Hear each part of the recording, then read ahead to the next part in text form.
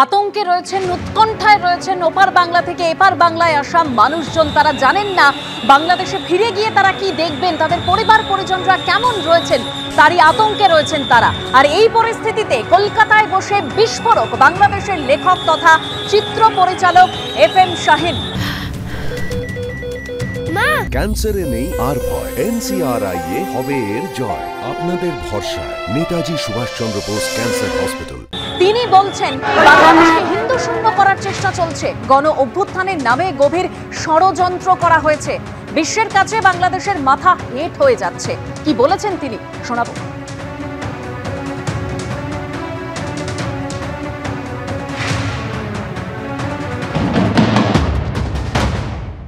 আমাদের সঙ্গে এই মুহূর্তে রয়েছেন বাংলাদেশের নাগরিক, চলচ্চিত্র নির্মাতা এবং তার সঙ্গে লেখক FM শাহিন। তার সঙ্গে কথা বলবো।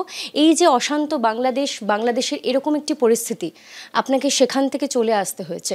আপনি অভ্যুত্থানের পূর্ববর্তী এবং পরবর্তী দুই বাংলাদেশই দেখেছেন। আপনার চোখে যদি সেটা আমাদেরকে দেখানোর চেষ্টা করেন বা বলেন।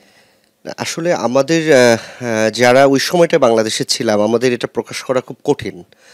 যেমন ধরুন, এই অভ্যুত্থানের পরে যখন একজন নোবেল উইনারকে এনে এই সরকারের প্রধান করা হলো, তিনি জাতিসংঘে যে বলেছেন কিন্তু নিজে তার আত্মস্বীকৃত বাণী হচ্ছে এটা মেটিকুলাস ডিজাইন ছিল, একটা সুপরিকল্পিতভাবে এই আন্দোলনটা করা হয়েছে এবং দীর্ঘদিনের এটা। সেটার সাথে বিদেশি ষড়যন্ত্রের কথা একদমই স্পষ্টভাবে খুব ভাবে উঠে এসছে। এই যে মৌলবাদী শক্তি যারা বাংলাদেশের স্বাধীনতাটাকে মেনে নিতে চায়নি, যারা মুক্তিযুদ্ধকে মানতে পারেনি, এই পরাজয়টাকে মানতে পারেনি, ভিতরে ভিতরে ৭৫ পরবর্তী অর্থাৎ বঙ্গবন্ধু হত্যাকাণ্ডের পরেই কিন্তু এই শক্তিকে নানাভাবে পৃষ্ঠপোষকতা করা হয়েছে। নানাভাবে পৃষ্ঠপোষকতা করে লালন পালন করে এমন একটা জায়গায় নিয়ে আসা হয়েছে, তার বাস্তব প্রমাণ আমরা এবার দেখলাম যে এই জেনারেশন যারা আসলে ইতিহাসটা ওইভাবে জানে না, যাদেরকে বিভ্রান্ত করা হলো, একটা সুপরিকল্পিতভাবেই করা হয়েছে, এদের এক প্রকার মগজ ধোলাই করা হয়েছে।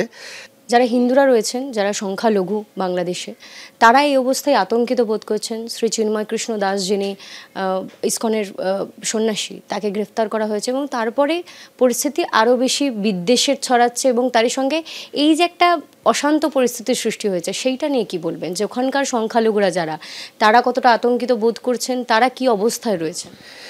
শুধু আমি সংখ্যালঘুদের কথা বলতে চাই না, সংখ্যালঘুরা তো থাকবেই, কারণ যে দেশে যারা মুক্তিযুদ্ধ করলো, আপনি দেখেছেন কি না নিশ্চয়ই, আপনাদের সোশ্যাল মিডিয়ায় অনেক ভাইরাল হয়েছে যে বীর মুক্তিযোদ্ধা, তাদের গায়ে হাত তোলা হচ্ছে। সেই জায়গায় তারা চায় যে এই রাষ্ট্রটাকে একটা হিন্দু শূন্য রাষ্ট্র করতে, এই রাষ্ট্রটাকে তারা বেসিক্যালি আফগানিস্তানে পরিণত করতে চায়, তাদের স্বপ্নই ওই জায়গায়।